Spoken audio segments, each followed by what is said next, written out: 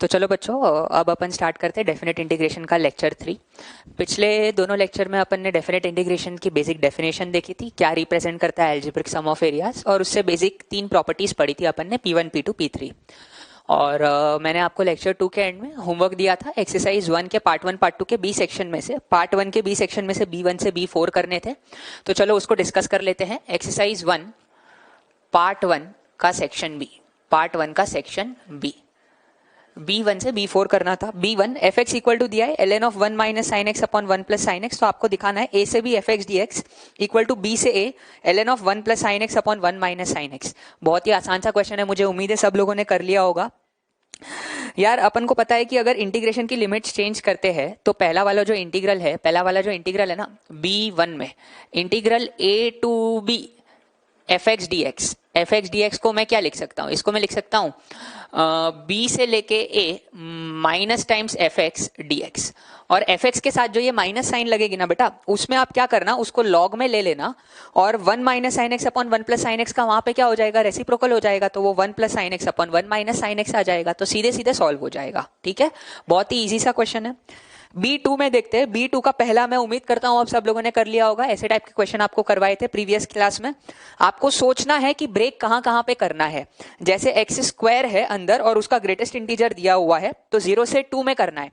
तो 0 से 1 एक इंटीग्रल आएगा, फिर 1 से √2 आएगा, फिर √2 से √3 आएगा, फिर √3 से √4 आएगा, और √4 कितना हो जाएगा, 2 हो जाएगा। आपको वहां पे 2 तक ही करना है। तो ये अलग अलग इंटीग्रल्स आप क्या कर लो बेटा, इवेल्युएट कर लो। सेकंड आपने आराम से कर लिया होगा, 0 से pi square root of 1 plus sine 2x, है ना। थर्ड वाला भी बहुत आसान है। फोर्थ वाला भी मॉड के अंदर फैक्टराइज हो रहा है, x minus 1 into x minus 3। तो आप क्या कर सकते हो, 1 और 3 उसके क्रिटिकल पॉइंट है, तो आपको 1 और 3 पे डेफिनेशन ब्रेक करनी है। 0 से 1 में आप देखो मॉड माइनस से खुलेगा कि प्लस से खुलेगा, 1 से 3 में देख लो, और वैसे ही 3 से 4 में देख लो। फिफ्थ वाला अपन देखते हैं। फिफ्थ वाले में क्या है, फिफ्थ वाले में आपको निकालना है इंटीग्रेशन 0 से लेकर के इंफिनिटी, 0 से लेकर के इंफिनिटी, हाँ, greatest integer of cot inverse x dx। जहां पे ये ग्रेटेस्ट इंटीजर फंक्शन है, तो आपको 0 से इंफिनिटी में इसका एरिया निकालना है। आपको पता है कि डेफिनेट इंटीग्रेशन मतलब क्या होता है बेटा, डेफिनेट इंटीग्रेशन मतलब एल्जेब्रिक सम ऑफ एरियाज होता है। कॉट इनवर्स एक्स का ग्राफ कहां से कहां बनता है, कॉट इनवर्स एक्स का ग्राफ 0 से लेकर के पाई के बीच में बनता है। ये है y इक्वल टू पाई, ये है y equal to pi. Cot inverse x का ग्राफ सबको आता है। कॉट इनवर्स एक्स का ग्राफ कुछ इस प्रकार से बनता है, ये बात सबको पता है। और 0 पे इसका ये जो वैल्यू है, ये वैल्यू कितना होगा बेटा, ये वैल्यू पाई बाय 2 होगा। तो greatest integer of cot inverse x from 0 to infinity, मतलब मेरे को केवल इस पार्ट का काम है और इसका ग्रेटेस्ट इंटीजर करना है। तो ग्रेटेस्ट इंटीजर कैसे बनाएंगे, ये पाई बाय 2 मतलब 1 पॉइंट समथिंग है। तो यहां पे मैं एक लाइन बना लेता हूं, ये वाला लाइन जो है इसको मैं बोल देता हूं, ये वाला लाइन y इक्वल टू 1 है। अब ये वाला लाइन अगर y इक्वल टू 1 है, तो यहां पे कॉट इनवर्स x का वैल्यू कितना है, कॉट इनवर्स x का वैल्यू 1 है। यहां पे cot inverse x equal to 1 है, तो x का वैल्यू कितना आ जाएगा, x का वैल्यू कितना आ जाएगा, यहां पे x का वैल्यू आ जाएगा कॉट 1। ठीक है, अब आप सोचो कि जो part of the graph y equal to 1 line के नीचे है, ये वाला part of the graph y equal to 1 line के नीचे है, तो इसका ग्रेटेस्ट इंटीजर करोगे तो इसकी वैल्यू कितनी हो जाएगी, इसकी वैल्यू कितनी हो जाएगी, 0 हो जाएगी। तो ये यहाँ पे ड्रॉप डाउन हो जाएगा, यहाँ पे वैल्यू 1 ही रहेगी। ये वाला जो पूरा पार्ट ऑफ द ग्राफ है, जो 0 टू 1 के बीच में लाई कर रहा है, वो किसके ऊपर ड्रॉप डाउन हो जाएगा, 0 के ऊपर ड्रॉप डाउन हो जाएगा। बरोबर, समझ आई बात। और जो पार्ट ऑफ द ग्राफ 1 से ये 1.57 के बीच में है, वो वाला पार्ट ऑफ द ग्राफ यहां से हटके, देखो इसका तो मुझे काम ही नहीं था, पीछे की साइड तो मुझे काम ही नहीं था। ये वाला पार्ट ऑफ द ग्राफ जो है वो ड्रॉप डाउन होके कहां पे आ जाएगा बेटा, ये वाला पार्ट ड्रॉप डाउन होके 1 पे आ जाएगा।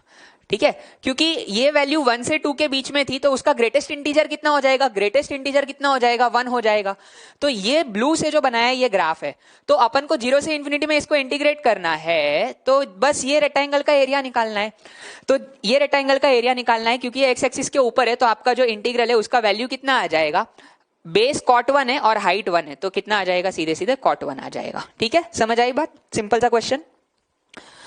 अगला 0 से pi by 2 mod of sine x minus cos x dx, घिसा पिटा क्वेश्चन है, क्लास में करवाया हुआ है, आपको समझ में आया होगा कहां पे तोड़ना है।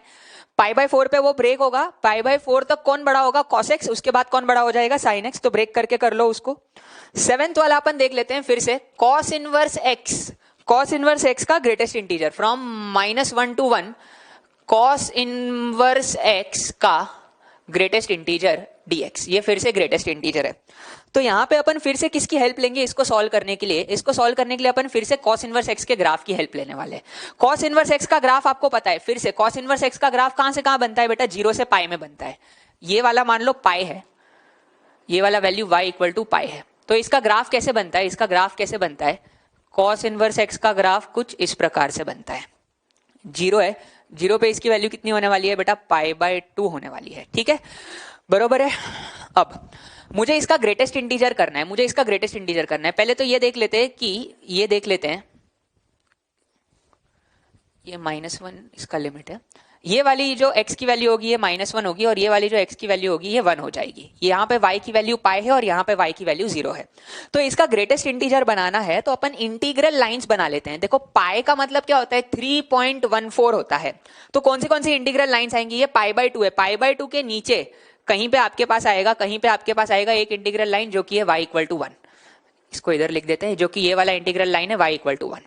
π/2 के ऊपर कहीं पे आएगा, π/2 के ऊपर कहीं पे आएगा y इक्वल टू 2। ये वाला लाइन है y इक्वल टू 2, और ये y इक्वल टू पाई के जस्ट नीचे कहीं पे आएगा ये y इक्वल टू 3, ये y इक्वल टू 3। बरोबर है। ये इंटीग्रल लाइंस अपन ने बना ली। अब आपको सीधे सीधे क्या करते जाना है? आपको ड्रॉप डाउन करते जाना है। आप देखो आप इसका क्या कर रहे हो बेटा? ग्रेटेस्ट इंटीजर कर रहे हो। ठीक है, तो जो part of the graph cos inverse x का जो पार्ट ऑफ द ग्राफ, पहले तो ये वाली वैल्यूज निकाल लेते हैं जहां पे इंटीजर्स है, ये 1 2 और यहाँ पे ये। तो ये वाले x के वैल्यूज क्या होंगे? ये वाले x के वैल्यूज क्या होंगे? बताओ फटाफट से, आप बता सकते हो बड़े आराम से। क्या होंगे? यहां पे cos इनवर्स x का वैल्यू 1 है, तो x का वैल्यू कितना आ जाएगा बेटा? cos 1। यहां पे cos इनवर्स x का वैल्यू 2 है, तो x का वैल्यू कितना आ जाएगा? cos 2। और यहां पे cos इनवर्स x का वैल्यू 3 है, तो ये वाला पॉइंट क्या हो जाएगा? cos 3 हो जाएगा। ठीक है, जो पार्ट ऑफ द ग्राफ 0 से 1 के बीच में होगा वो ड्रॉप डाउन होके किसके ऊपर आ जाएगा? उसका ग्रेटेस्ट इंटीजर 0 हो जाएगा। ये यहां पे ऐसे नीचे आ गया। बरोबर है। जो पार्ट ऑफ द ग्राफ 1 से 2 के बीच में होगा उसका ग्रेटेस्ट इंटीजर कितना हो जाएगा? उसका ग्रेटेस्ट इंटीजर कितना हो जाएगा? तो उसका ग्रेटेस्ट इंटीजर 1 हो जाएगा। तो ये वाला पार्ट ड्रॉप डाउन होके 1 पे आ गया। जो 2 से 3 के बीच में है वो ड्रॉप डाउन होके किसके ऊपर आ जाएगा? 2 के ऊपर। और जो 3 और पाई के बीच में है वो ड्रॉप डाउन होके किसके ऊपर आ जाएगा? वो ड्रॉप डाउन होके किसके ऊपर आ जाएगा? 3 के ऊपर आ जाएगा। समझ आई बात? तो आपको इन रेक्टेंगल्स का एरिया निकालना है। देखो एक ये पतला वाला रेक्टेंगल, फिर एक ये वाला रेक्टेंगल, एक ये वाला रेक्टेंगल, फिर एक ये वाला रेक्टेंगल, ये फिर से ये, और फिर यहां पे आगे तो कितना हो गया बेटा? 0 हो गया। तो ये सारे रेक्टेंगल्स का एरिया ऐड कर लो। इस रेक्टेंगल का बेस कितना हो जाएगा? देखो सारे प्लस साइन के साथ आएंगे, सीधी सी बात है। इस रेक्टेंगल का बेस इंटू हाइट कर लो, इस रेक्टेंगल का बेस इंटू हाइट कर लो, इस रेक्टेंगल का बेस इंटू हाइट कर लो। ठीक है, समझ आई बात? इसका बेस कितना हो जाएगा? cos 3, ये हो जाएगा cos 3, और ये है -1, तो ये बेस इंटू हाइट करके सारे रेक्टेंगल्स का एरिया आप ऐड कर लो तो आपके पास उसका आंसर आ जाएगा। ठीक है, चलो बच्चों आगे बढ़ते हैं। पार्ट 1 की सेक्शन बी के अपन ने B2 डिस्कस कर लिया। अब देखते हैं B3 और B4। B3 के मेरे हिसाब से तीनों पार्ट आसान है, सारे बच्चों ने कर लिए होंगे। पहले में क्या करना है? 0 से π/3 fx dx, जहां पे fx क्या है? Minimum of tan x and cot x।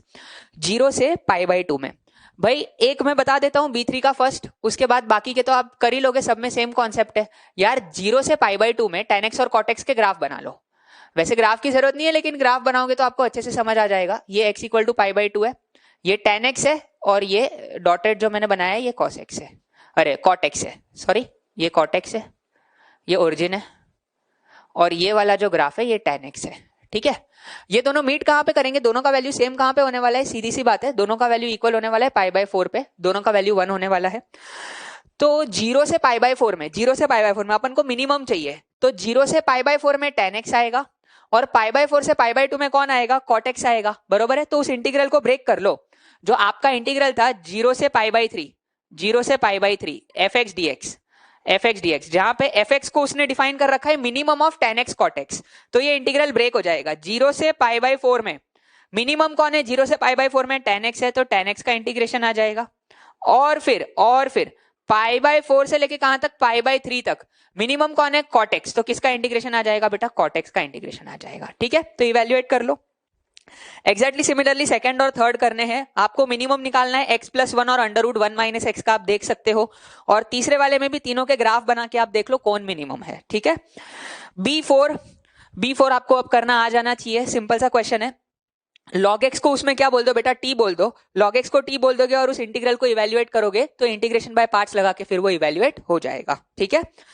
यहाँ पे B1 से B4 ही दिया था, पार्ट 2 का भी सेक्शन B दिया था। पार्ट 2 का सेक्शन B में क्या करेंगे, B1 और B2 दिए थे, तो पार्ट 2 का देख लेते हैं। पार्ट 2 का सेक्शन B B1 फिर से उसी टाइप का सवाल है जो अपन ने A सेक्शन में जैसे करे थे, जीरो से इंफिनिटी। इसको अपन I बोल देते हैं, I equal to f of x plus one by x into क्या लिखा हुआ है बेटा, ln x divided by x, और यहां पे लिखा है dx। इसका वैल्यू पूछ रहा है। एक काम करो, आप x को रिप्लेस कर दो 1 बाई टी से, तो dx कितना आ जाएगा, dx आ जाएगा minus 1 by T square dt, बरोबर है, सिंपल सी बात। तो आपका i इंटीग्रल क्या होगा, i इंटीग्रल हो जाएगा इंटीग्रेशन, लोअर लिमिट यहां पे इंफिनिटी, और इंफिनिटी डालोगे तो upper limit 0, f of x के बदले 1 बाई टी लिखोगे और 1 बाई एक्स के बदले t। देखो ये अंदर की दुनिया तो चेंज नहीं हुई, आपको अभी समझ में आएगा ऐसा क्यों कर रहे हैं। ln x के बदले यहां पे क्या आ जाएगा, ln of 1 by x divided by x के बदले क्या आ जाएगा, सॉरी 1 बाई टी, x के बदले आप क्या लिखोगे 1 बाई टी, और नीचे डिनोमिनेटर में x है तो उसके बदले 1 बाई टी, और dx के बदले क्या लिखोगे minus dt divided by T square. अब ln 1 बाई टी को आप क्या लिख सकते हो, क्या मैं बोलूं, इसको मैं लिख सकता हूं माइनस ln टी, ठीक है। और ये 1 बाई टी वाला जो t है, एक t यहाँ पे क्या कहां आ जाएगा, ऊपर आ जाएगा। अब ये डैश हट गई, तो ये सबसे पहले तो माइनस और माइनस कैंसल आउट हो जाएगा, एक t यहाँ पे इस t के साथ क्या हो जाएगा, कैंसल हो जाएगा। तो आपके पास क्या आ गया, i equal to integration infinity से लेकर के 0 f of t plus 1 by t, थोड़ा अच्छे से जमा के लिख देते हैं, ln t डिवाइडेड बाई एक t आएगा, ln t divided by t, और यहाँ पे क्या आएगा dt।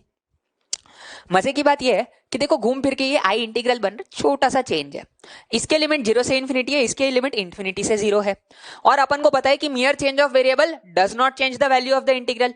x plus 1 by x और ln x by x dx लिखूं कि t plus 1 by t ln t by t dt लिखूं, बात बराबर है। बस अगर मैं लिमिट्स को इंटरचेंज करता हूं, 0 से इंफिनिटी करता हूं, तो आगे क्या लग जाएगा, एक माइनस साइन लग जाएगा, तो यहां पे एक माइनस साइन लगा के लिमिट को इंटरचेंज कर देते हैं, 0 से इंफिनिटी कर देते हैं। तो ये किसके बराबर आ जाएगा, क्या मैं बोलूं, ये आपके पास आ जाएगा माइनस आई हो जाएगा, बरोबर है। देखो ये जो पूरी वैल्यू थी ये आई थी, ये पूरी वैल्यू आई थी, तो आपके पास आ गया आई इक्वल टू माइनस आई, तो 2i इक्वल टू 0, तो i इंटीग्रल का वैल्यू कितना हो जाएगा बेटा, 0 हो जाएगा, ठीक है। समझ आई बात, नोट कर लेना इसको। और साथ में B2 भी दिया था सेक्शन B का, B2 suppose for every integer n, integration n से लेकर के n प्लस 1, n इंटीजर है, fx dx इक्वल टू कितना दिया है बेटा, n स्क्वायर दिया है। तो आपको किसकी वैल्यू निकालनी है, -2 से लेकर के 4। यार ये तो आसान है, सबने कर लिया होगा, fx dx तोड़ दो, इंटीग्रल को तोड़ दो, क्योंकि एवरी इंटीजर के लिए उसने डिफाइन करके रखा है। तो -2 से लेकर के -1 fx dx, फिर आएगा -1 से 0 fx dx। यार ऐसे तोड़ते जाओ, 0 से 1, 1 से 2, 2 से 3, 3 से 4। अब आप देखो कि -2 से -1 चाहिए, तो n को कितना डालोगे, -2 डालोगे। तो ये जो इंटीग्रल है यहां से n को -2 डाल के कितना आ जाएगा, -2 का स्क्वायर आ जाएगा, प्लस -1 से 0 चाहिए तो n को -1 डालोगे, तो ये इंटीग्रल क्या आएगा, -1 का स्क्वायर। 0 से 1 के लिए n को क्या डालोगे, 0, तो 0 का स्क्वायर। ऐसे आएंगे, सारे वैल्यूज ऐड कर लो तो आपका आंसर आ जाएगा, ठीक है। इसको भी नोट कर लो अच्छे से। तो चलो बच्चों, अब इस लेक्चर की थ्योरी के स्टार्ट करते हैं। अभी फर्स्ट 2 लेक्चर्स में अपन ने डेफिनेट इंटीग्रेशन की बेसिक डेफिनेशन पढ़ी थी, और P1, P2, P3 पढ़े थे, और उसके यूज पढ़े थे। अब अपन आगे चलते हैं प्रॉपर्टीज ऑफ डेफिनेट इंटीग्रेशन में, अगली प्रॉपर्टी के ऊपर जो है P4, जिसका नाम है रिफ्लेक्शन प्रॉपर्टी।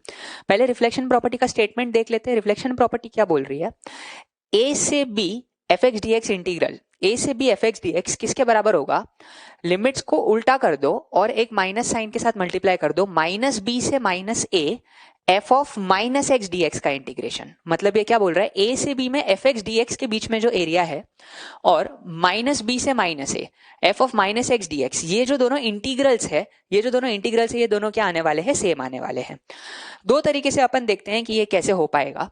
सबसे पहले तो अपन सिंपल इसको एल्जेब्रिकली देखते हैं, प्रॉपर्टीज को यूज करके, जो अपन ने P1 P2 P3 पढ़ी है उन्हीं को यूज करके अपन ये वाली चीज लेके आएंगे। आपके दिमाग में सिंपल सी ये चीज आनी चाहिए कि यहाँ पे x के बदले अंदर माइनस एक्स आ चुका है, तो सिंपल सा सब्स्टिट्यूशन आपको क्या यूज करना है, आप x को माइनस टी से रिप्लेस कर दो, तो dx आपके लिए किसके बराबर हो जाएगा, dx माइनस dt के बराबर हो जाएगा। और आपके अगर इस इंटीग्रल को मैं I बोल देता हूं तो इंटीग्रेशन a डालोगे तो t का वैल्यू कितना आ जाएगा बेटा, माइनस a, b डालोगे तो t का वैल्यू कितना आ जाएगा, minus b, f of x के बदले आप क्या डालोगे, माइनस t, और dx के बदले क्या डालोगे बेटा, माइनस dt। दिख रहा है, खत्म हो गया, प्रूव हो गया। ये जो माइनस साइन एक्स्ट्रा आ रही है इसको यूज करके अपन लिमिट्स को उल्टा कर लेते हैं, तो लिमिट्स को उल्टा कर लेंगे तो ये क्या हो जाएगा बेटा, माइनस b से लेकर के minus a f of minus t d t. आपको पता है कि mere change of variable does not change the value of the integral, मतलब मैं f of minus x d x लिखूं कि f of minus t d t लिखूं, बात बराबर है। तो ये प्रूव हो गया, a to b f x d x का इंटीग्रल किसके बराबर होगा, minus b to minus A f of minus x d x के बराबर होगा। ठीक है, समझ आई बात कैसे अपन ने प्रूव किया। यहाँ पे जो एक डायग्राम बनाया ये बस आपके विजुअलाइजेशन के लिए बनाया है कि आप इसको कैसे सोचोगे। मान लो कि ये वाला जो कर्व है, ये एफ एक्स का ग्राफ है, ठीक है, ये वाला जो ग्राफ है ये एफ एक्स का ग्राफ है, ठीक है। एफ ऑफ माइनस एक्स का मतलब क्या होता है, आपको पता है कि ग्राफिकल ट्रांसफॉर्मेशन में अगर एफ एक्स का ग्राफ है और एफ ऑफ माइनस एक्स का ग्राफ आपको बनाना है तो आपको इस ग्राफ की वाई एक्सिस में क्या कर लेनी है, इमेज कर लेनी है। तो ये जो मैंने दूसरा वाला ग्राफ बनाया है ये ओरिजिनल ग्राफ की वाई एक्सिस में इमेज है, तो ये एफ ऑफ माइनस एक्स का ग्राफ है। अब आप सोचो कि लेफ्ट हैंड साइड में क्या लिखा हुआ है, a to b f x d x. तो मान लो ये x इक्वल टू ए था और ये x इक्वल टू बी था, तो a से b में एफ एक्स के नीचे जो एरिया है, ये जो मैंने शेड किया है यहाँ पे, ठीक है, ये वाला जो पार्ट है ये वाला इंटीग्रल मुझे लेफ्ट हैंड साइड देगा। आपको दिख रहा है कि अगर ये x इक्वल टू ए ये x इक्वल टू बी है, आप खुद इस बात को फील करो कि x इक्वल टू ए इधर है तो x इक्वल टू माइनस ए इधर होगा, x इक्वल टू बी इधर है तो x equal to minus b इधर होगा। तो क्या आपको दिख रहा है कि माइनस बी से माइनस ए में अगर मैं f ऑफ माइनस एक्स को इंटीग्रेट कर दूंगा, f ऑफ माइनस एक्स को, तो ये जो पोर्शन आएगा वो एग्जैक्टली वही सेम शेडेड पोर्शन आएगा, ये वाला जो था यहाँ पे। ठीक है, आप डायग्राम से भी देख सकते हो कि a टू b में एफ एक्स डी एक्स का जो बाउंडेड एरिया होगा नीचे वही सेम होगा माइनस बी से माइनस ए, माइनस बी से माइनस ए में किसको इंटीग्रेट कर देना है बेटा, एफ ऑफ माइनस एक्स को। ठीक है, तो सिंपल सी चीज है, अपन ने इसको प्रॉपर्टी से भी प्रूफ कर दिया और अपन ने ग्राफ से भी देख लिया कि ये चीज हाँ सही बात है। अब इसी को यूज करके, रिफ्लेक्शन प्रॉपर्टी को ही यूज करके अपन एक और प्रॉपर्टी लिखेंगे जिसका नाम है इवन ऑड फंक्शन प्रॉपर्टी। ये क्या बोल रही है, ध्यान से देखना, ये क्वेश्चंस में काम आती है बहुत। अगर एक इंटीग्रल आई है माइनस ए से a f x d x, अपन ने इसको डिफाइन किया हुआ है, I equal to minus a to a f x d x, तो इसको आप लिख सकते हो 0 to a f of x plus f of minus x d x, 0 to a f of x plus f of minus x पूरे का dx। अब अगर जो एफ एक्स फंक्शन है वो इवन फंक्शन हुआ, अगर कोई फंक्शन इवन होता है तो इवन फंक्शन के लिए अपन को पता है क्या होता है, एफ ऑफ माइनस एक्स किसके बराबर आ जाता है बेटा, एफ एक्स के बराबर आता है, ये इवन फंक्शन की प्रॉपर्टी है। तो ये जो एफ ऑफ माइनस एक्स है इसके बदले आप क्या लिख दोगे, एफ एक्स लिख दोगे, तो एफ एक्स कितनी बार आ जाएगा, 2 बार, तो ट्वाइस एफ एक्स हो जाएगा।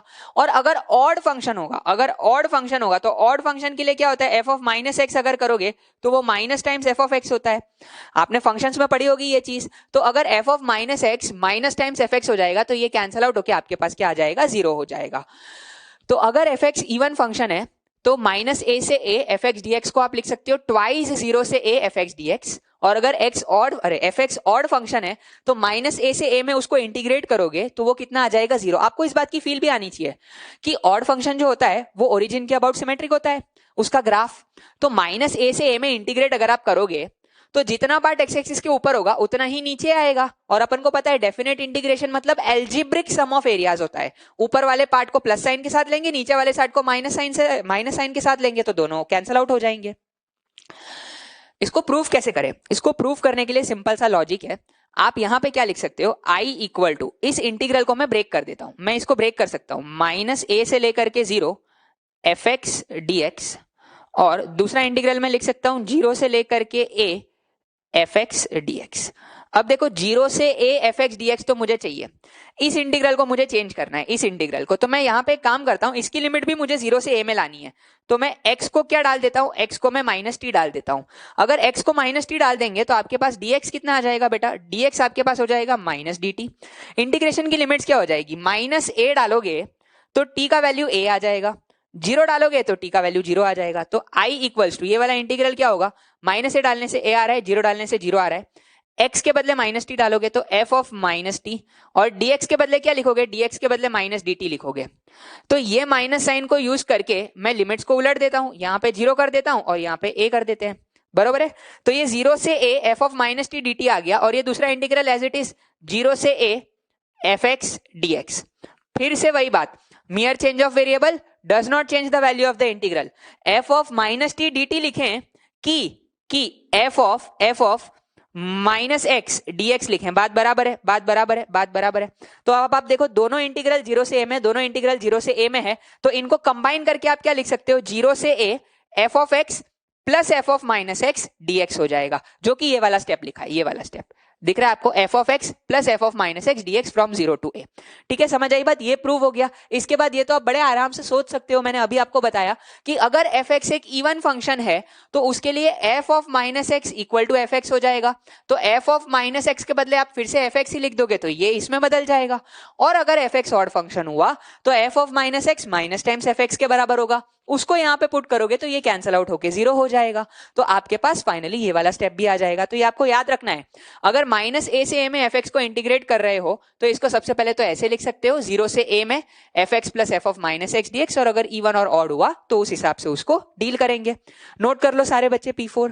तो चलो बच्चों, अब जो अभी अपन ने P4 पढ़ी, इवन ऑड फंक्शन प्रॉपर्टी और साथ में रिफ्लेक्शन प्रॉपर्टी, उसको यूज करके कुछ क्वेश्चंस ट्राई करते हैं। यहाँ पे मैंने बोर्ड पे कुछ क्वेश्चंस लिखे हुए हैं, मैं चाहता हूँ सारे बच्चे जो है एक बार वीडियो पॉज करके इन क्वेश्चंस को नोट करें और ट्राई करें, बाद में अपन इनको डिस्कस करेंगे।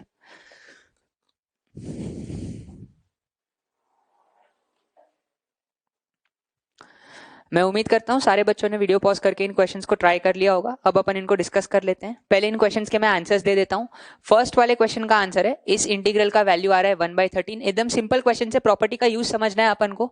सेकंड क्वेश्चन का आंसर आ रहा है, सेकंड क्वेश्चन का आंसर आ रहा है π/2, और थर्ड क्वेश्चन का आंसर आ रहा है e² - 1 डिवाइडेड बाई e। ये थर्ड क्वेश्चन का आंसर आ रहा है। एक एक करके सारे क्वेश्चन को देख लेते हैं अपन। पहला क्वेश्चन क्या बोल रहा है, if f is a continuous function satisfying f of x plus f of minus x equal to x का पावर 12 है, तो आपको निकालना है इस इंटीग्रल का वैल्यू। आपको पता है अभी अपन ने पढ़ा कि इंटीग्रेशन -1 से 1 सिमेट्रिक लिमिट्स है एफ एक्स डी एक्स। तो इसको मैं क्या लिख सकता हूं बेटा, इसको मैं लिख सकता हूं इंटीग्रेशन 0 से लेके 1 f of x plus f of minus x d x. बरोबर है, समझ आ रही है बात। देखो ये चीज कैसे आती है ये भूलना मत, मैंने आपको प्रूफ दिखाया था, इसका प्रूफ दिखाया था। अपन ने क्या किया था, -1 से 1 को ब्रेक किया था, -1 से 0 एक इंटरवल और 0 से 1 दूसरा इंटरवल। -1 to 0 वाला जो इंटरवल है इंटीग्रेशन, उसमें आप x को -t से रिप्लेस कर दो तो ये वाली चीज आ जाएगी। ये कैसे आ रहा है ये आपको समझ में आना चाहिए अच्छे से। एक बार ये स्टेप आपको पता लग गया, ये स्टेप आपका आ गया, तो आपका काम खत्म हो गया। F x plus F minus x कितना दे रखा है, x का पावर 12 दे रखा है। तो i को आप क्या लिखोगे बेटा, इंटीग्रेशन 0 से लेकर के 1 x का पावर 12 dx। तो कितना आसानी से हो गया, x का पावर 12 का इंटीग्रेशन आ जाएगा x का पावर 13/13, और इसमें लिमिट्स डालोगे फ्रॉम 0 से लेके 1, तो आंसर आ जाएगा 1/13। ठीक है, समझ आई बात, सबको क्लियर हुआ। आइए बेटा चलते हैं नेक्स्ट क्वेश्चन की तरफ। Next question, i equal to integration -π/2 से π/2 dx अपॉन e का power 10x plus 1।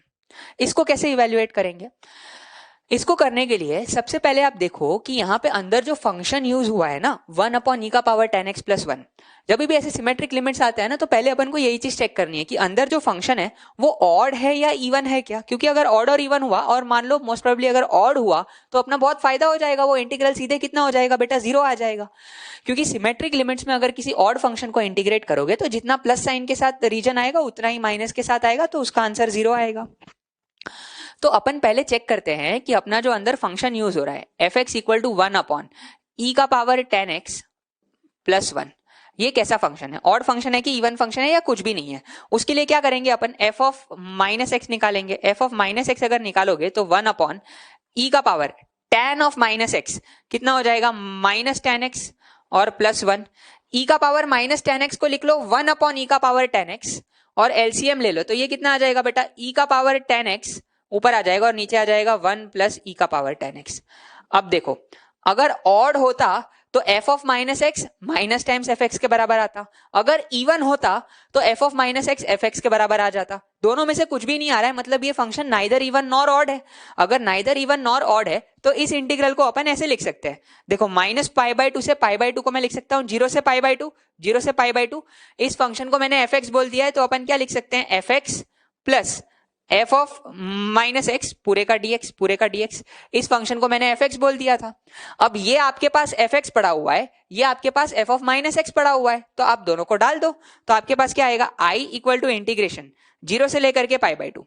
F x के बदले लिखोगे 1 अपॉन ई का पावर 10x प्लस 1 और एफ ऑफ माइनस एक्स के बदले क्या लिखोगे, ई का पावर 10x अपॉन नीचे आएगा ई का पावर 10x प्लस 1 और पूरे के साथ dx।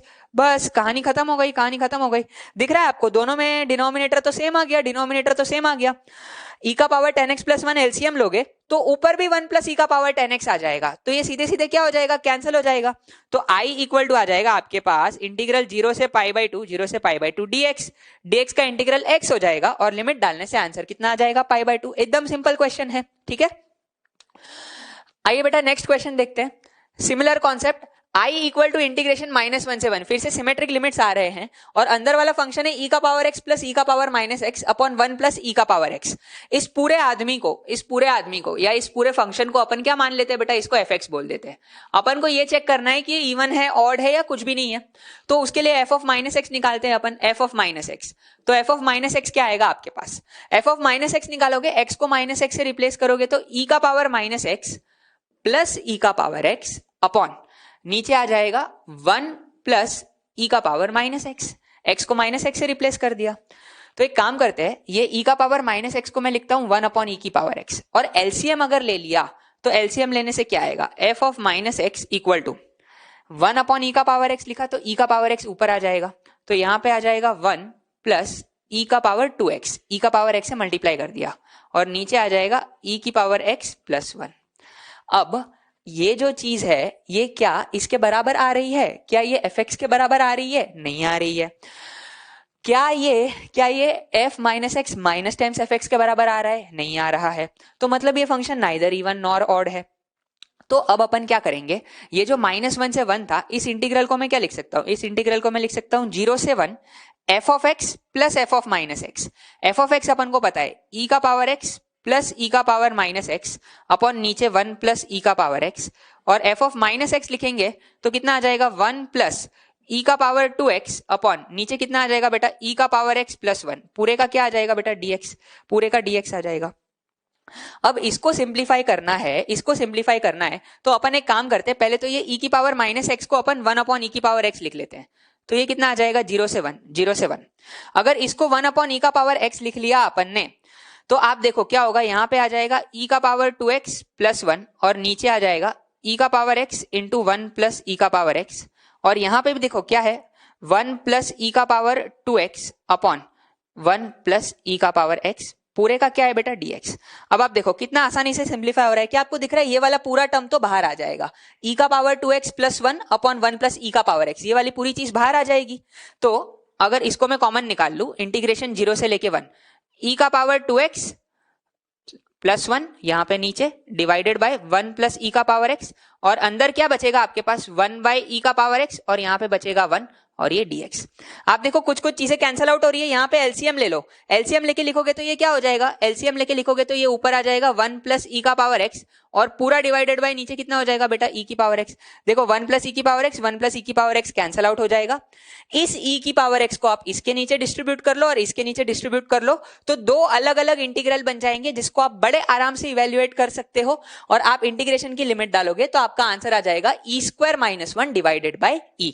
ठीक है, समझ आई बात? बस आपको इतना समझना है कि अंदर वाला फंक्शन अगर नाइदर इवन नॉर ऑड हुआ तो आपको सिमेट्रिक लिमिट्स को -a से a वाली लिमिट्स को ब्रेक कर देना है।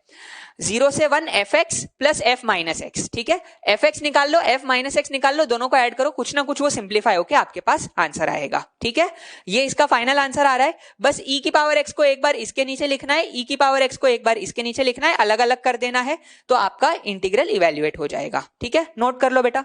चलो बच्चों आगे बढ़ते हैं P4 के और क्वेश्चंस के साथ। यहाँ पे मैंने बोर्ड पे फिर से कुछ क्वेश्चंस लिखे हुए हैं, मैं चाहता हूँ सारे बच्चे एक बार इन क्वेश्चंस को नोट करके खुद से ट्राई करें, उसके बाद अपन इन क्वेश्चंस को डिस्कस करेंगे।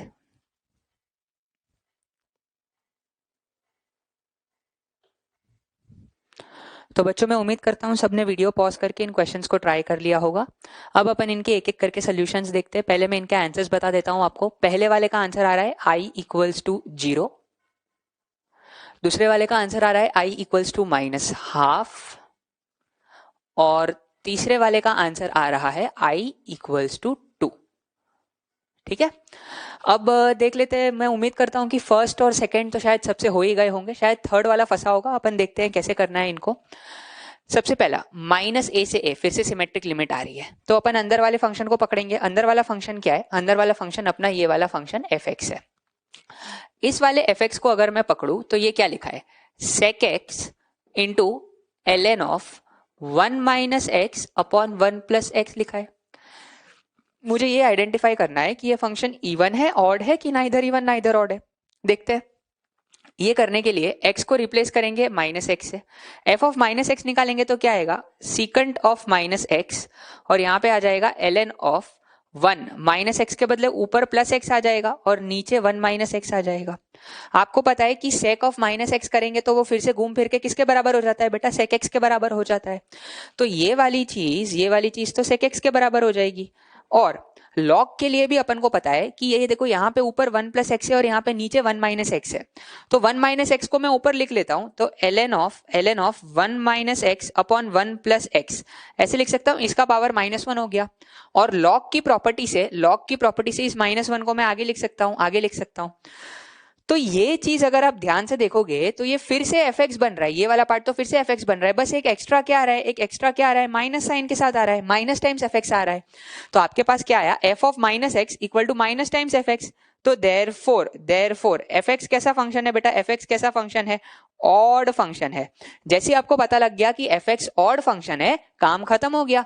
अगर ऑड फंक्शन को आप -a से a में इंटीग्रेट करोगे सिमेट्रिक लिमिट्स में, तो उसका इंटीग्रल कितना हो जाएगा बेटा? उसका इंटीग्रल 0 हो जाएगा। अभी थोड़ी देर पहले अपन ने प्रॉपर्टी में देखा था, क्योंकि f of -x equal to minus times fx हो जाएगा, तो उसको अगर आप उस फॉर्मूला में पुट करोगे जो अपन ने निकाला था, तो इंटीग्रल 0 आ जाएगा। तो इसीलिए ये जो i इंटीग्रल है, ये i इंटीग्रल क्या हो जाएगा बेटा? 0 हो जाएगा। ये वाला जो फंक्शन है ना, ln of 1 minus x upon 1 plus x, ये ऑड फंक्शन होता है। ये वाला जो फंक्शन है ना, इसको ध्यान रखना, जेई ने 2-3 बार इस फंक्शन को यूज करके क्वेश्चन पूछा हुआ है। ठीक है, चलो आगे देखते हैं नेक्स्ट वाला क्वेश्चन। नेक्स्ट वाले क्वेश्चन में अपन फिर से इस इंटीग्रल को ब्रेक कर सकते हैं।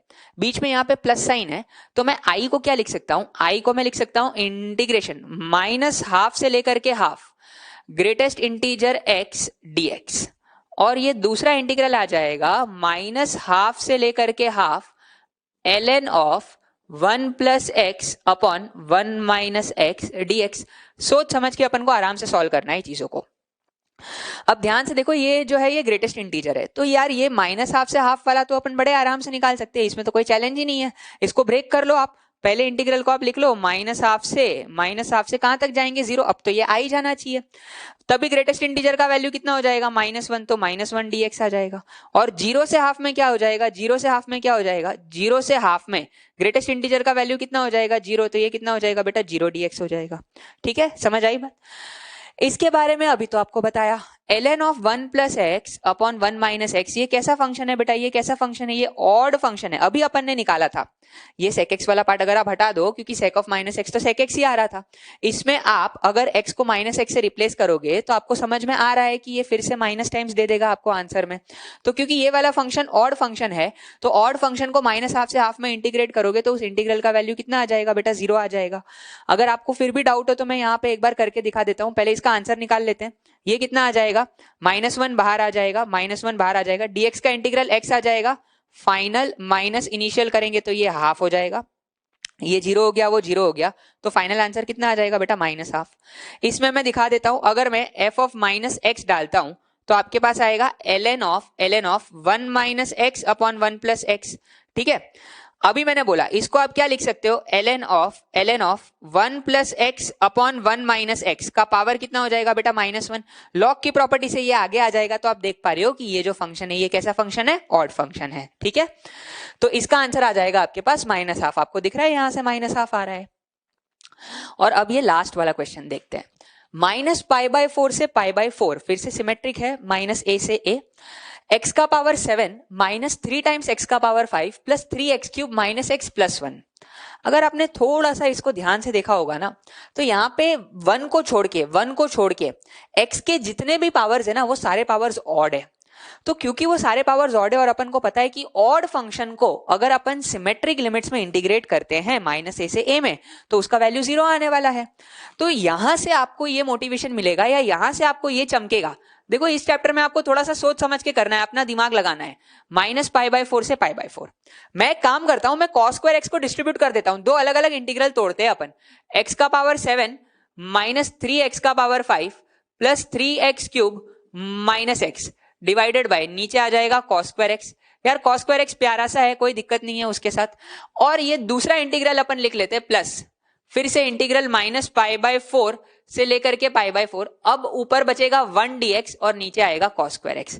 ये करने का रीजन क्या था, ये करने के पीछे फायदा क्या था? अगर अब आप यहां पे इस अंदर वाले फंक्शन को fx बोलोगे, अगर आप इस फंक्शन को fx बोलोगे, अगर ये आपके लिए fx है, तो f माइनस एक्स अगर आप निकालोगे, f माइनस एक्स आप निकालोगे तो आपके पास कितना आएगा? इधर x को माइनस एक्स से रिप्लेस करोगे तो माइनस एक्स का पावर 7 आएगा, प्लस यहाँ पे 3x का पावर 5 हो जाएगा, क्योंकि x को माइनस एक्स से रिप्लेस किया। यहाँ पे -3x³ आ जाएगा और यहाँ पे प्लस x आ जाएगा, डिवाइडेड बाय नीचे कितना आएगा cos स्क्वायर x। यार cos को x को माइनस एक्स से रिप्लेस करोगे, cos x है और ऊपर से स्क्वायर है, तो कोई फर्क थोड़ी ना पड़ने वाला है। तो क्या आप देख पा रहे हो, इस पूरे में से माइनस साइन अगर मैंने कॉमन निकाल लिया तो ये फिर से क्या बन रहा है, fx बन रहा है। तो आप देखो f of minus x equal to minus times fx आ गया। इसका मतलब सिंपल मतलब कि ये जो फंक्शन है ये कैसा है, ऑड फंक्शन है। तो ये वाला फंक्शन अगर ऑड है तो अगर इसको -π/4 से π/4 में इंटीग्रेट करेंगे तो वो कितना हो जाएगा बेटा, 0 हो जाएगा। तो आपके पास i का वैल्यू क्या आ गया, पहला इंटीग्रल तो 0 हो जाएगा। दूसरे इंटीग्रल की अगर मैं बात करूं, cos स्क्वायर x ऊपर जाएगा तो sec स्क्वायर x हो जाएगा, sec स्क्वायर x का इंटीग्रेशन क्या हो जाएगा, tan x हो जाएगा। तो सीधे सीधे आपको tan x में लिमिट्स लगानी है। tan x में लिमिट्स क्या लगेंगी, अपर लिमिट π/4, लोअर लिमिट -π/4। तो फाइनल माइनस इनिशियल करोगे तो 1 माइनस -1 आ जाएगा, तो आंसर आपका हो जाएगा 2। ठीक है, समझ आई बात? तो मैं उम्मीद करता हूं ये तीनों क्वेश्चन सबको समझ में आ गए हैं। खास करके ये वाला क्वेश्चन जहां पे अपन को ऑड फंक्शन वाला जो पार्ट है वो अलग करना आना चाहिए यहां से। ठीक है, नोट कर लो इनको। तो चलो बच्चों आगे बढ़ते हैं, P4 या इवन ऑड फंक्शन प्रॉपर्टी या रिफ्लेक्शन प्रॉपर्टी पर और कुछ सवाल ट्राई करते हैं। पहले अपन ने इजी क्वेश्चन से स्टार्ट किया था, धीरे धीरे अपन थोड़ा सा लेवल ऊपर करते जा रहे हैं। आप जितना यहाँ पे सोच के अच्छे से सोचने की कोशिश करोगे, फंक्शंस को आइडेंटिफाई करोगे, ब्रेक करोगे, तो उतना आसानी से आंसर आएगा।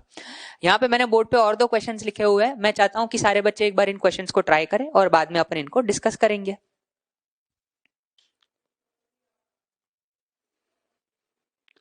चलो, तो मैं उम्मीद करता हूँ सब लोगों ने वीडियो पॉज करके ये वाले क्वेश्चंस ट्राई कर लिए होंगे। अब इनके सॉल्यूशंस देखते हैं। पहले तो मैं इनके आंसर्स बता देता हूँ। इसका वैल्यू आ रहा है, इस इंटीग्रल का वैल्यू आ रहा है ट्वाइस ln2, और इस वाले इंटीग्रल का वैल्यू आ रहा है i इक्वल्स टू 10। इस वाले इंटीग्रल का वैल्यू आ रहा है 10। तो चलो देखते हैं बेटा कैसे करना है इन इंटीग्रल्स को। सबसे पहले तो यहाँ पे अपन को ये झमकना चाहिए कि ये डिनोमिनेटर में क्या लिखा हुआ है। ये डिनोमिनेटर में mod x प्लस 1 का होल स्क्वायर लिखा हुआ है। ये mod x square plus 2 mod x plus 1 लिखा है, मतलब mod x प्लस 1 का होल स्क्वायर लिखा है। क्योंकि -1 से 1 में कर रहे हैं तो ऊपर ये जो x³ वाला टर्म है, ये देखो ये केवल एक ऑड फंक्शन देगा। नीचे जो चीज लिखी हुई है वो तो mod x प्लस 1 का होल स्क्वायर लिखा हुआ है। तो ये तो एक इवन फंक्शन है, डिनोमिनेटर वाला केवल इवन है। तो क्योंकि ये x³ वाला पार्ट केवल एक ऑड फंक्शन देगा, तो इस इंटीग्रल को मैं ब्रेक कर देता हूं। -1 से 1 पहले मैं लिखता हूं x³ dx अपॉन नीचे आ जाएगा mod x प्लस 1 का होल स्क्वायर, और साथ में mod x प्लस 1 के नीचे लिख लेते हैं -1 से लेकर के 1 mod x प्लस 1 अपॉन नीचे आएगा mod x प्लस 1 का होल स्क्वायर dx। देखो कितने आराम से इवेल्युएट हो जाएगा। अब ये वाला जो पूरा फंक्शन है, ये वाला जो पूरा फंक्शन है यहाँ पे, ये वाला फंक्शन एक ऑड फंक्शन हो जाएगा, ये वाला फंक्शन ऑड फंक्शन हो जाएगा। यार ये fx बोल दो, x को -x से रिप्लेस करके देखो तो वो x³ की वजह से एक माइनस साइन बाहर आ जाएगी। और ऑड फंक्शन को अगर आप -a से a में इंटीग्रेट करोगे ऑड फंक्शन को, तो उसकी वैल्यू 0 आएगी। आपको पता है अब तो ये चीज यूज करना आ ही जाना चाहिए, तो ये तो 0 हो जाएगा इंटीग्रल। इस इंटीग्रल का क्या करें, इस इंटीग्रल में मॉड x+1 कट हो जाएगा ऊपर नीचे से, तो आपके पास बचेगा -1 से लेकर के 1, ऊपर बचेगा dx और नीचे बचेगा मॉड ऑफ x+1। ठीक है, अब आप सोचो कि ये वाला जो फंक्शन है, क्या मैं बोलूं ये वाला फंक्शन इवन है, अगर आप x को -x से रिप्लेस करोगे तो मॉड की वजह से वो फिर से मॉड x+1 आ जाएगा। तो अगर -a से a में अंदर अपने पास इवन फंक्शन होता है, तो इसको आप क्या लिख सकते हो, ट्वाइस इंटीग्रल 0 से 1, है ना, इवन ऑड फंक्शन की प्रॉपर्टी। ये वाला फंक्शन जो है ये इवन है, तो ट्वाइस 0 से 1 dx अपॉन में क्या लिख सकता हूं, मॉड x+1, बरोबर है। लेकिन अब तो x 0 से 1 में है, तो मॉड का कोई मतलब नहीं है, क्योंकि यार मॉड x के बराबर होगा, क्योंकि x 0 से 1 में है। तो 1 अपॉन x+1 का इंटीग्रल हो जाएगा ln ऑफ मॉड x+1, और इसमें लिमिट्स डाल दो फ्रॉम 0 to 1, तो आपके पास आंसर आ जाएगा, ये हो जाएगा ट्वाइस ln2। 1 डालोगे तो ln2 आएगा, 0 डालोगे तो ln1 होगा, जो कि 0 है। तो ओवरऑल इस इंटीग्रल का वैल्यू आ जाएगा बेटा ट्वाइस ln2। ठीक है, समझ आई बात, सब लोग नोट कर लो अच्छे से। ये अगला वाला क्वेश्चन अच्छा क्वेश्चन है। कैसे करोगे इसको देख के आपको कुछ बातें है ना यहाँ पे डेफिनेट इंटीग्रेशन में देख के कुछ चीजों की फील आनी चाहिए, कुछ चीजें आपको समझ में आनी चाहिए। जैसे फॉर एग्जांपल यहाँ पे मुझे x+2 के दर्शन हो रहे हैं, यहाँ पे भी मुझे x+2 दिख रहा है, यहां पे एक लंबा चौड़ा सा कुछ लिखा हुआ है क्यूबिक सा फंक्शन x³ + 6x² + 12x और प्लस लास्ट में 9 लिखा हुआ है। और अगर आप लिमिट्स भी देखोगे तो -7 से 3 है। अब -7 से 3 जो है वो सिमेट्रिक लिमिट भी नहीं है। अगर एक बार के लिए जस्ट मैं सोचूं कि x+2 को अगर मैंने t डाल दिया फॉर एग्जाम्पल, तो पहले तो देखो लिमिट्स किस में चेंज हो जाएंगी। अगर -7 डालोगे तो t का वैल्यू -5 आ जाएगा, और 3 डालोगे तो t का वैल्यू 5 आ जाएगा, तो लिमिट तो सिमेट्रिक बन जाएगी, -5 to 5 हो जाएगी। तो ये एक फायदा तो होगा अपने लिए। बस एक छोटा सा प्रॉब्लम ये है कि x+2 यहां दोनों जगह पे तो दिख रहा है, यहां पे भी अगर कैसे x+2 बन जाता तो अपना काम एकदम आसान हो जाता, और वहां पे बन रहा है। अगर थोड़ा सा ध्यान से देखोगे तो इसको आप लिख सकते हो x³, 9 को मैं लिख लेता हूं 8 + 1, तो 8 + 1 लिखूंगा तो 8 हो जाएगा 2 का क्यूब, प्लस ये आ जाएगा 6x² + 12x, और एक्स्ट्रा कितना बचेगा 1। तो ये वाली जो चीज है इसको अगर आप ध्यान से देखोगे ना तो बेटा ये x+2 का होल क्यूब लिखा हुआ है, ये x+2 का होल क्यूब लिखा हुआ है। तो एक्चुअली में जो ये अंदर आदमी लिखा हुआ है पूरा बड़ा सा, ये x+2 का होल क्यूब +1 लिखा हुआ है। तो आप इसको सॉल्व करके देख सकते हो, तो आपके पास वही वाली चीज आने वाली है। अच्छा, तो अब जो अपना इंटीग्रल है उस इंटीग्रल को मैं ऐसे लिख लेता हूं, ये इंटीग्रल हो जाएगा -7 से लेकर के 3, यहां पे लिखा हुआ है x+2 का whole cube into cos of x+2 और प्लस यहां पे लिखा हुआ है x+2 का होल क्यूब +1 पूरे के साथ dx लिखा हुआ है। अब देखो ये पूरे फंक्शन में मुझे x+2 दिख रहा है हर जगह पे, तो एक काम करो, लिमिट्स भी सिमेट्रिक हो जाएंगी। x+2 को t पुट करने से x+2 को t पुट कर दो तो आपके पास dx इक्वल टू किसके बराबर आ जाएगा बेटा, dt के बराबर आ जाएगा, dt के बराबर आ जाएगा। और आपकी लिमिट्स भी देखो क्या हो जाएंगी, इंटीग्रेशन की लिमिट्स हो जाएंगी, -7 डालोगे तो लोअर लिमिट -5, और 3 डालोगे तो अपर लिमिट कितनी हो जाएगी +5, 3 + 2। अब क्या होगा, ये हो जाएगा t³ into cos T plus यहां पे क्या आ जाएगा बेटा t³ और +1 पूरे के साथ क्या लिखा हुआ है, पूरे के साथ dt लिखा हुआ है, dx इक्वल टू dt हो गया। तो यहां पे जो ये पूरा आदमी लिखा हुआ है इसको अलग कर लो, i इक्वल्स टू इंटीग्रेशन -5 से लेकर के 5, t³ कॉमन आ जाएगा, अंदर आ जाएगा 1 + cos t dt, और दूसरा इंटीग्रल आ जाएगा -5 से लेकर के 5, यहां पे 1 बच गया तो सिंपल dt।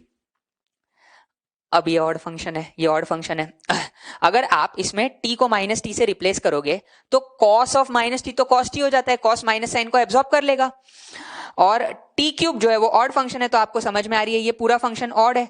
और ऑड फंक्शन को अगर आप -a से a में इंटीग्रेट करोगे तो ये वाला इंटीग्रल का वैल्यू 0 हो जाएगा, और उस वाले इंटीग्रल को इवेल्युएट करना है तो उसका इंटीग्रल क्या हो जाएगा आपके पास, i equal to 0 plus dt का इंटीग्रल t हो जाएगा। इसके ऊपर लिमिट लगा लो 5 से लेकर के -5, तो 5 माइनस -5, तो आंसर कितना आ जाएगा बेटा, 10 आ जाएगा। ठीक है, नोट कर लो इसको।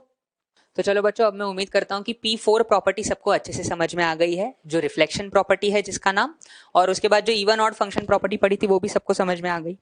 अब अपन डेफिनेट इंटीग्रेशन की अगली प्रॉपर्टीज के ऊपर आते हैं, जो मोस्ट इंपॉर्टेंट प्रॉपर्टीज हैं, P5 and P6।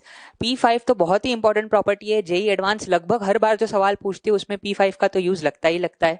JEE mains में भी काफी बार ऐसे सवाल आ चुके हैं जिसमें P5 यूज हो रहा है, लेकिन देखने में एकदम सिंपल सी प्रॉपर्टी है। ठीक है, देखते हैं P5, इसको अपन या तो किंग बोलेंगे, किंग प्रॉपर्टी ऐसी, या फिर बहुत इंपॉर्टेंट प्रॉपर्टी है इसलिए, या फिर a plus b minus x property भी बोल सकते हो, कोई दिक्कत नहीं, जो आपकी इच्छा। देखते हैं क्या बोल रही है king. a to b f x d x, अगर ये इंटीग्रल अपन को इवेल्युएट करना है a to b f x d x, तो ये इंटीग्रल हो जाएगा a to b f of a plus b minus x d x के बराबर। मतलब lower limit plus upper limit minus x से अगर आप इस x को रिप्लेस कर दोगे तब भी जो इंटीग्रल की वैल्यू आएगी वो सेम आएगी। कैसे करेंगे, बहुत सिंपल सा प्रूफ है इसका, बहुत सिंपल सा प्रूफ है। अब अपन को x के बदले a plus b minus x चाहिए, तो एक काम करते हैं, x को मैं a plus b minus t से रिप्लेस कर देता हूं, सब्स्टिट्यूशन यूज करते हैं। तो आपके पास dx इक्वल टू कितना आ जाएगा, dx equal to minus dt आ जाएगा, और लोअर लिमिट डालोगे, x को a डालोगे तो t का वैल्यू कितना आ जाएगा, t का वैल्यू b आ जाएगा। बरोबर, सिंपल सी बात है। तो अपना जो इंटीग्रल है वो इंटीग्रल क्या हो जाएगा, अगर उसको i बोल देते हैं, लोअर लिमिट में अगर x के बदले a डाला तो इसका वैल्यू कितना आ जाएगा, t का वैल्यू b आ जाएगा, और अगर मैंने इसको b डाला, अगर इसको मैंने b डाला तो इसका वैल्यू कितना आ जाएगा बेटा, a आ जाएगा। f ऑफ x, x के बदले अपन डालेंगे a plus b minus T, और dx के बदले क्या लिखेंगे बेटा, dx के बदले माइनस dt लिखेंगे, बस हो गया काम।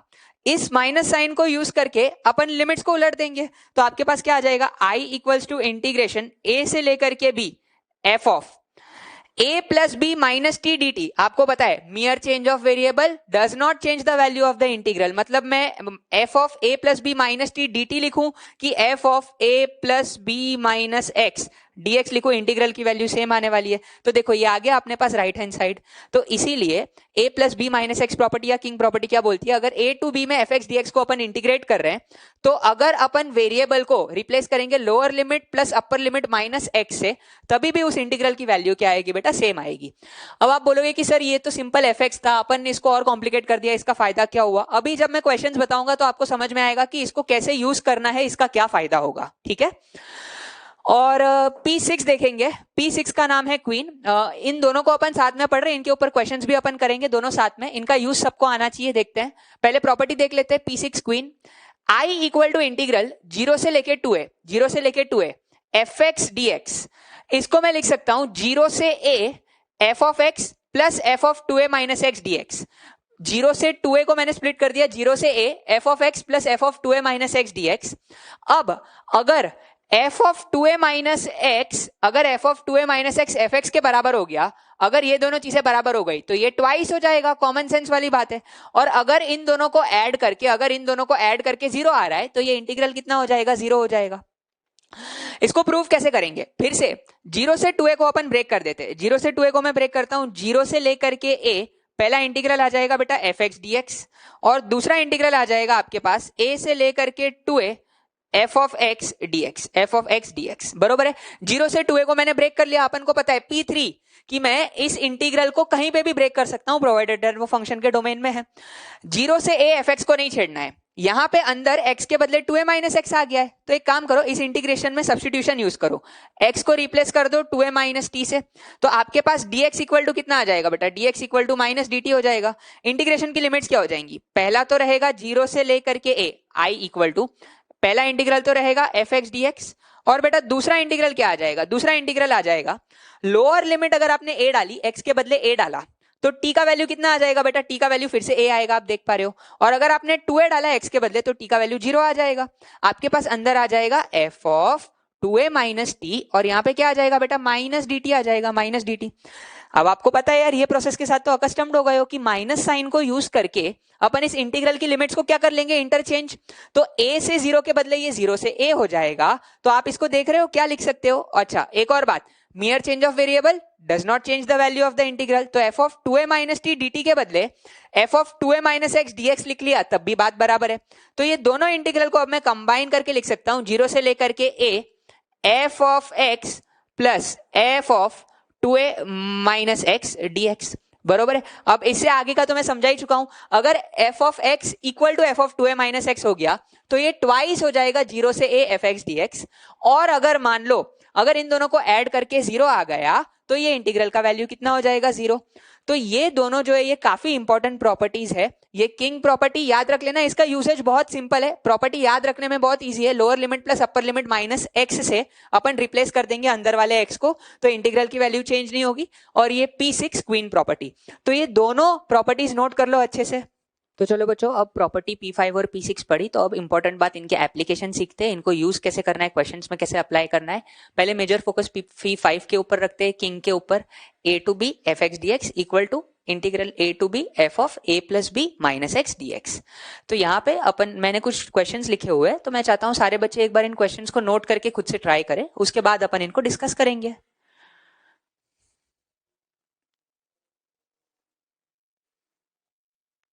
मैं उम्मीद करता हूं सारे बच्चों ने ये क्वेश्चंस ट्राई कर लिए हैं. अब देखते हैं कैसे अपन किंग प्रॉपर्टी को यूज करके इंटीग्रल्स को फटाफट आराम से इवैल्यूएट करेंगे. देखते हैं. सबसे पहला, मैं उम्मीद कर रहा हूं पहला वाला क्वेश्चन किसी ने लंबे मेथड से नहीं किया है कि आपने साइन स्क्वायर एक्स को 2 से मल्टीप्लाई डिवाइड किया, 2 साइन स्क्वायर एक्स को आपने लिखा 1 minus cos 2x by 2 and so on. ये जो सारी चीजें आप करते हो, अपन को वैसे नहीं करना है. अपन देखो किंग को यूज करके कैसे बड़े आराम से इस इंटीग्रल को इवैल्यूएट कर सकते हैं. 0 से पाई by 2 sine square x dx लिखा हुआ है, ठीक है. तो आप देखो ध्यान से, आपके लिए 0 जो है वो a का रोल प्ले कर रहा है, पाई बाई 2 जो है वो b का रोल प्ले कर रहा है. ये a टू b लिखा हुआ है और ये जो है ये f x dx लिखा हुआ है. तो क्या मैं बोलूं ये इंटीग्रल किसके बराबर हो जाएगा, लिमिट सेम रहेंगी 0 से पाई बाई 2. x को आप किससे रिप्लेस कर सकते हो, x को आप किससे रिप्लेस कर सकते हो, a प्लस b मतलब 0 plus pi by 2 minus x मतलब pi by 2 minus x dx, इससे रिप्लेस कर सकते हो. बरोबर है, सिंपल सी बात है. तो ये क्या होगा, sine of 90 minus theta. Sine of 90 minus theta कितना हो जाएगा बेटा, कॉस थीटा हो जाएगा. तो ये इंटीग्रल किसके बराबर हो जाएगा, ये इंटीग्रल बराबर हो जाएगा 0 से पाई बाई 2, ये हो जाएगा कॉस स्क्वायर एक्स dx के बराबर हो जाएगा. देखो एक बात आपको स्टार्ट में बताई थी कि 0 से पाई by 2 sine square x dx और 0 से पाई by 2 cos square x dx, ये दोनों इंटीग्रल सेम होते हैं. देखो अपन ने किंग को यूज करके ये भी प्रूव कर दिया ये दोनों सेम होते हैं. तो अब आप बोलोगे हाँ सर सेम तो कर दिए, लेकिन अभी इसका आंसर नहीं आया, अभी इसका आंसर कैसे निकालेंगे. अब आप ध्यान से देखो कि ये 0 से पाई by 2 cos square x dx है और ये 0 से पाई by 2 sine square x dx है. दोनों को इंडिविजुअली इवैल्यूएट करना लंबा है, लेकिन अगर मैंने दोनों को ऐड कर दिया, अगर मैंने इन दोनों को ऐड कर दिया तो इनको ऐड करने से क्या आएगा मेरे पास, लेफ्ट में आएगा i प्लस आई टू आई, क्योंकि यार ये भी i है ये भी i है. तो इनको ऐड करेंगे तो ऐड करने से आपके पास आएगा इंटीग्रेशन 0 से लेकर के pi by 2 sine square x plus cos square x. अरे ये तो एकदम फायदे वाली बात हो गई, sine square x plus cos square x dx. Sine square x plus cos square x कितना हो जाएगा, ये तो अपन को पता है, ये कितना हो जाएगा बेटा 1 हो जाएगा. तो ये तो 1 हो गया, तो आपके पास आ गया 2i इक्वल टू इंटीग्रल 0 से पाई बाई 2 0 से पाई बाई 2 dx. ये तो 1 हो गया, तो ये dx का इंटीग्रल x हो जाएगा और यहाँ पे सीधे सीधे आंसर कितना आएगा पाई बाई 2. लेकिन ध्यान रखना ये किसका वैल्यू है, 2i का वैल्यू है. तो i का वैल्यू कितना आ जाएगा बेटा, यहाँ से i का वैल्यू आ जाएगा सीधे सीधे पाई बाई 4. ठीक है, समझ आई बात. देखो किंग को यूज करके अपन दोनों इंटीग्रल इंडिविजुअली इवैल्यूएट करें, उससे अच्छा अगर अपन ने ऐड कर दिया तो ऐड करने से कितना फायदा हो रहा है, ये डायरेक्टली एकदम सिंपल इंटीग्रल में कन्वर्ट हो जा रहा है और आपके पास आंसर आ जाएगा पाई बाई 4. आपका अगर एक भी क्वेश्चन नहीं बनाओ, आपको समझ में नहीं आया हो, तो आपको मैंने अब फर्स्ट क्वेश्चन बता दिया, तो अब चाहिए तो आप वीडियो पॉज करके फिर से इन दोनों को ट्राई कर सकते हो. और अगर आपके बन गए और आपको देखना है तो आप देख सकते हो. अपन आगे इसका सोल्यूशन देखते हैं. Pi by 6 to pi by 3 dx upon 1 plus square root of tan x. इसको कैसे करें, अपन को इनडेफिनेट यूज नहीं करना है कि tan x को आप साइन बाय कॉस लिख रहे हो, पता नहीं कुछ ना कुछ करके इवैल्यूएट कर रहे हो. आप देखो सिंपल तरीका क्या, इसको मैं ऐसे लिख सकता हूं, ये a है और ये b है, तो इसको अपन क्या लिख सकते हैं, इंटीग्रेशन पाई बाई 6 से लेकर के पाई बाई 3. इसको मैं लिख सकता हूं dx अपॉन नीचे क्या आ जाएगा 1 plus under root tan of x के बदले अपन क्या रिप्लेस कर देंगे a plus b minus x.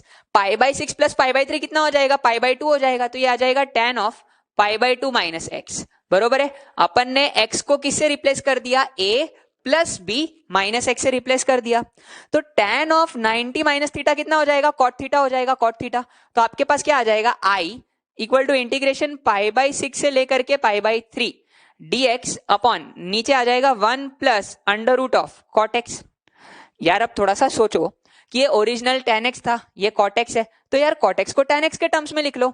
इसको ऐसे लिख सकते हो, इंटीग्रेशन ऑफ पाई बाई 6 से लेकर के pi by 3, square root of cot x को लिख लो square root of 1 upon tan x और एलसीएम ले लो, तो ऊपर आपको दिख रहा है आ जाएगा, ऊपर आ जाएगा square root of tan x dx और नीचे आपके पास आ जाएगा square root of tan x plus 1, बरोबर है।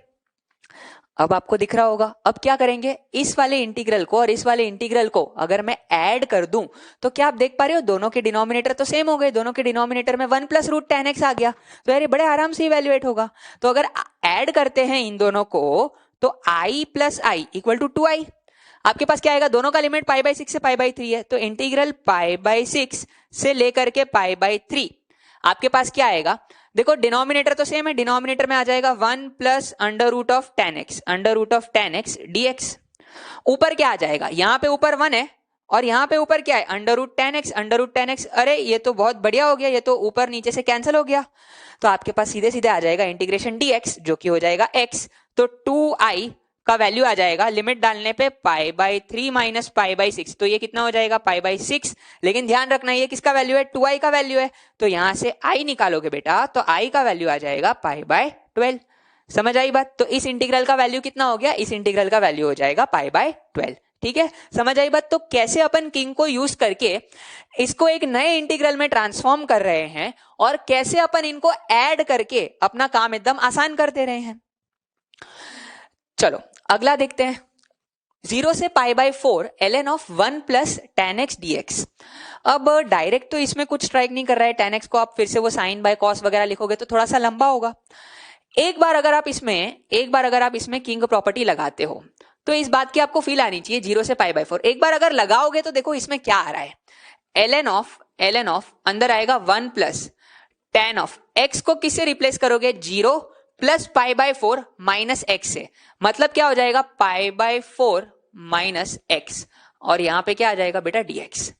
ठीक है, अब उसको खोलो, tan of pi by 4 minus x का फॉर्मूला क्या है, tan of pi by 4 minus x का फॉर्मूला है 0 से पाई बाई 4, एक बार लिख के देखो तो ये क्या आएगा, ln ऑफ अंदर आएगा 1 प्लस ये आएगा 1 माइनस tan x अपॉन नीचे आ जाएगा 1 प्लस tan x। अगर आपने इतना कर लिया ना तो धीरे धीरे अब आपको फील आने लगेगी कि अच्छा क्या करना है।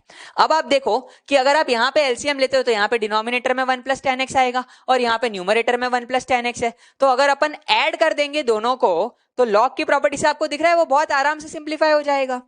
इसको अगर मैं अंदर एलसीएम लेके लिखूं तो ये होगा 0 से पाई बाई 4 ln ऑफ अंदर क्या आएगा 1 plus tan x 1 minus tan x, तो ऊपर 2 आ जाएगा और नीचे आ जाएगा 1 प्लस tan x और यहां पे लिखा हुआ है dx।